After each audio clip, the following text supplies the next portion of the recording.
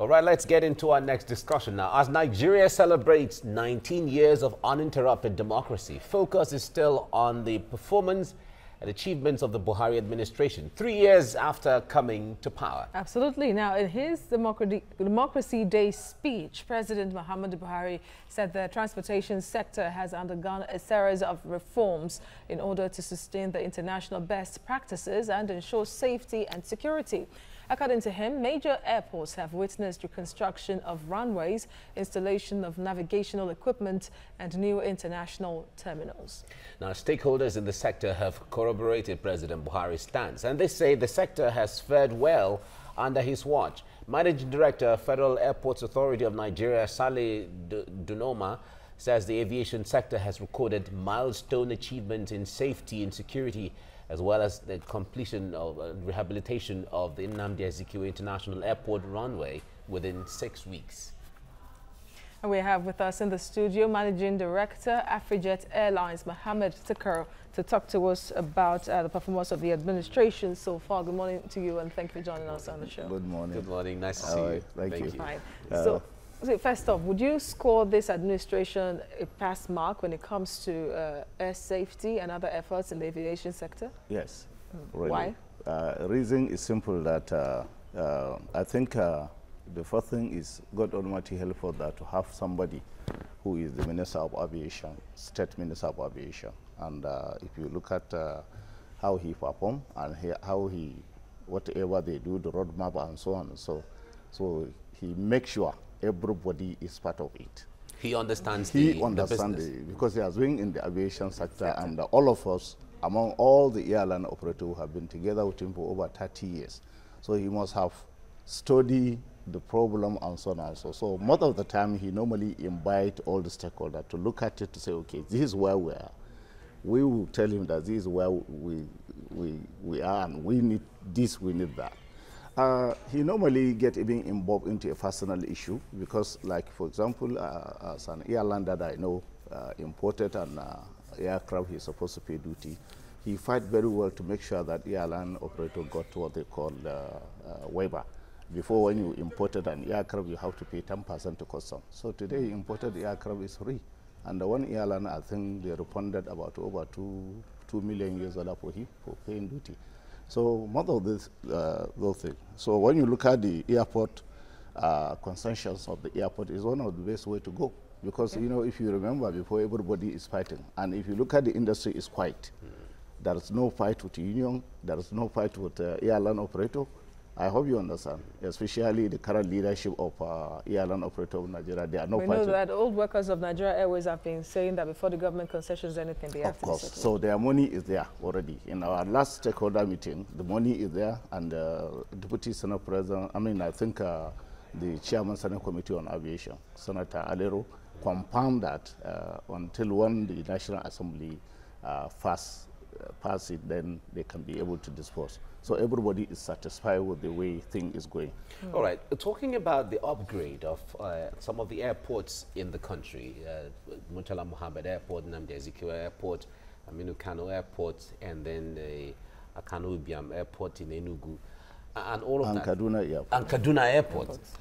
A lot of Nigerians are still not very satisfied by the kind of upgrade, when you call upgrade, because they said it's just the aesthetics that are being worked on, especially if you travel to airports across, even some airports in Africa, in South Africa, in Kenya, in Rwanda, and you come back. The airports are still not, Nigeria is still not up to what you see in some of these countries. You are talking about the terminal building. Okay. And when you are talking about safety, okay, the first thing you do is you only know that the air condition of a terminal building is working if you are alive, you arrive. So any aviation, as the way we started a few years back, if you remember, a father would take up out of Lagos, heading to Lagos, Abuja. Unfortunately, the moment he left what we call Lima Alpha Gulf, then he cannot communicate with Abuja. Or you are inquiring, you have to take up, you can't communicate with Lagos. You have to use your GSM to call. They have to use GSM to call Abuja to inform them about the aircraft that is taking over. You continue going at the lower level burn all your fuel and so on and so before you get to the level that you're supposed to be stabilized. Do you understand? Yes. So all this thing is over now. And you find out that a pilot take off out of Kaduna, trying to communicate with the Kano, after Kano handing over you to Lagos, and you call in Lagos, you cannot get Lagos. And somebody who is flying ahead of you have to communicate with Lagos, near to Lagos. Lagos will communicate with that person, and that person will communicate to you. We face all this. So the issue, the safety is the insight. If aircraft can come and land, and do you understand? That's the most important thing. I remember we have discussed this with the former DG NCAA when we were in Aprojet. The aircraft are supposed to go for check. So due to the relationship at that time, he is the former managing director of Aprojet then, before he resigned to join the NCAA. He called me personally, but the managing director at that time wanted that aircraft to have an extension. But he called me, we locked the door. He said, those aircraft must go for check. And I said the reason. Because if you crash an aircraft, you have finished. So we agree with you, the aircraft should go for check. So the issue is inside. Terminal building, that's the reason now you have what they call concessions. The toilets are no good. The terminal building is not good. Do you understand? Anywhere you go, they are not looking nice. So that's why when you go outside, then you... Okay. I hope you understand. But the only people who can satisfy this is the pilot who fly most of the aircraft. So can we say the reason why...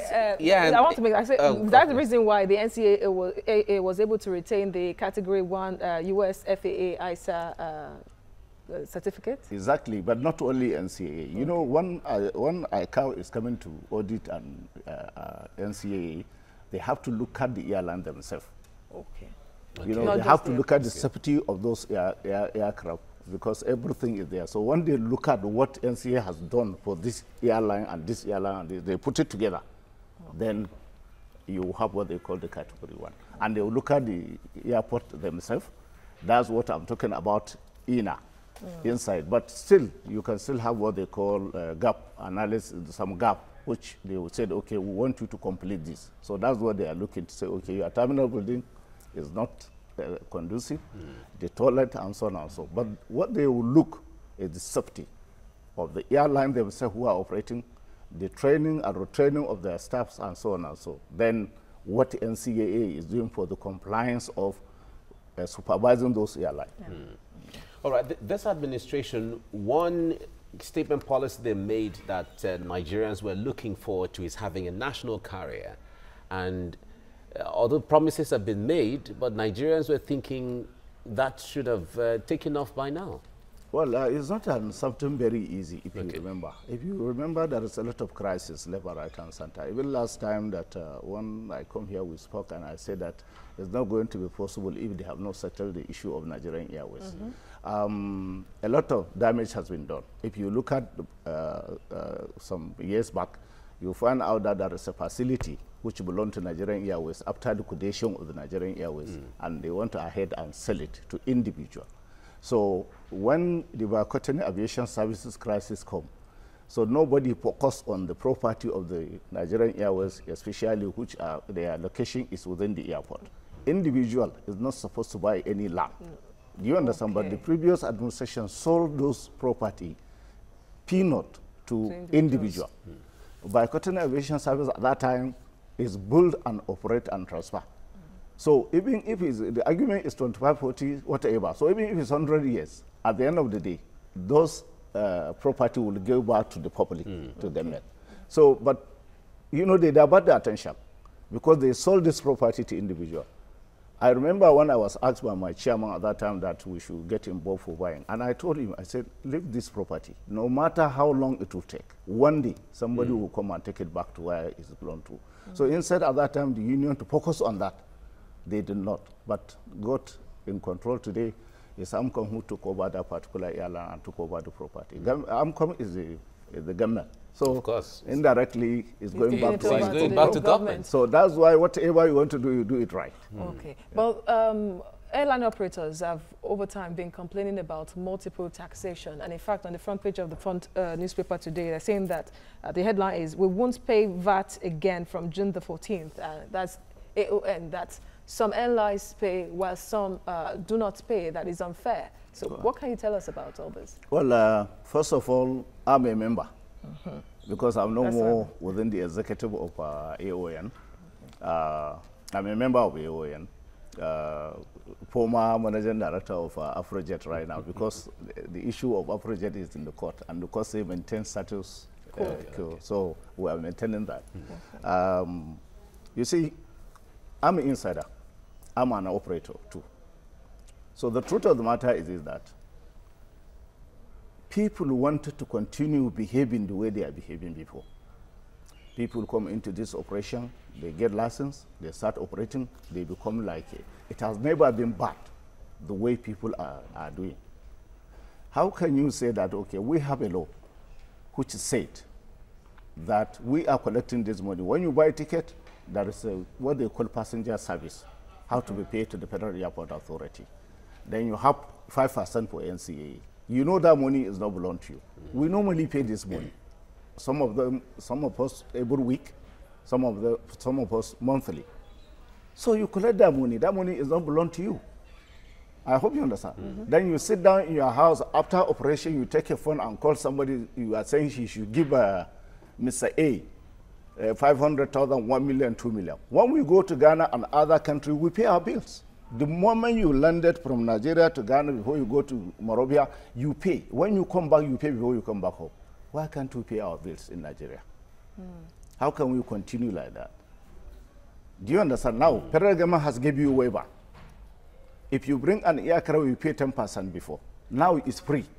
And we sat down, there is a committee set up during Jonathan. They set up a committee, we sat down together that, okay, let's agree. What do we need? The federal government said, okay, we'll give you waiver.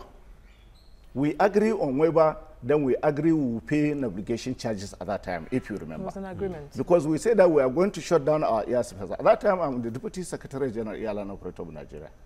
So we all agree, everybody agree. We set up our committee, the minister and the government, custom and the rest. We agree that we are going to pay our bill, but they will give us a waiver. So today we have a waiver. And even if your aircraft has a technical problem, you park it, you are not going to pay any parking slot anymore. So now why these people are going back again? But the argument is that railway operators and even road transport operators do not pay. It's just like what I told you. We have said that. We have agreed on that. But the VAT issue, we have already discussed with the Senate, even before the current leadership took over from us. We have met with the Senate, we discussed about it. You can't remove VAT without going to the Senate. But if somebody sit down and say that I'm not going to pay, then you are trying to be a typical Nigerians. And I think we are not supposed to do that. What they need, what the leadership of AON is supposed to do, they should go straight to the Senate. You have people like Honorable Nalla, Ibn Nalla, they have all their aircrafts. Do you understand? And they are part of the AON before. You have all the representation there. Go there and make sure, put pressure, let them remove VAT from the aviation. Okay, so some aviation experts are saying that airlines, individual airlines are struggling here and there to keep afloat. That he's suggesting, or some of them are suggesting that there should be some level of merger of airlines so that they can become a little stronger. That's why you are having what they call a national carrier. Okay. Well, we call it fly carrier, and this airline has nothing to do with the government putting in money, too much money into it. And we just understand, everybody understand how it's going to be. Because previous administration or ministers, they don't used to bring people to put it, you know, say, this is what we intend to do. What do you see? Give us advice. So this current minister has done that, and we agree. So as an airline today, you can't stand alone. It's not a business that you can stand alone. But if you feel you can do it, then you go. But give them 10 years, it will just disappear. But we understand that some So what they need to do, presently now, you have a committee which has been built, and a company, I can't remember the name. We call them during the stakeholder. they are going to provide the aircraft and so on and so on. Because that's what I thought when ARICOM, that's what I thought they are going to do. Bring in so many aircraft, then Nigerian can go there and lease and operate. So, you know, Nigerian, the way everybody wants to sign a lot. So now you can go and lease an aircraft. You can even put your share into, you know, merge with this particular airline, put your own investment, then you sit down at home, they are applying, you are making your money. Okay, what about, because of time, we need to wrap up this session pretty much soon. MRO facilities not available everywhere. You know, there have been calls that there is need for more MRO facilities to be set up, that's maintenance, rehabilitation and overhaul facilities, that some checks are even carried out outside the shores of Nigeria. Now the federal government has already approved one MRO for Aero airline. So they have done one. Yeah. Many are saying that Nigeria needs at least 5, 6. Yes, we have it now. Now we have it. And the government has already provided. I know it is a private, but remember, Aero is taken over by AMCOM. AMCOM pump money into the system. Yes. So it means government is pumping money into this. And it is left for the airline operator to patronize them. Do you understand? Instead of you going out, you can go to Aero. The facility are there. Do you understand? To do it. So what they need more extension. And when you look at the industry now today, I can assure you the roadmap that we have seen. At the end of the day, if you are qualified, satisfied personnel in the aviation sector, you will never roaming around from captain down to. All right. So there are good days ahead for the aviation. All right. Mohammed Tukur, former MD, Avijet Airlines. Thank you so much for coming. Thank you for coming. Thank you.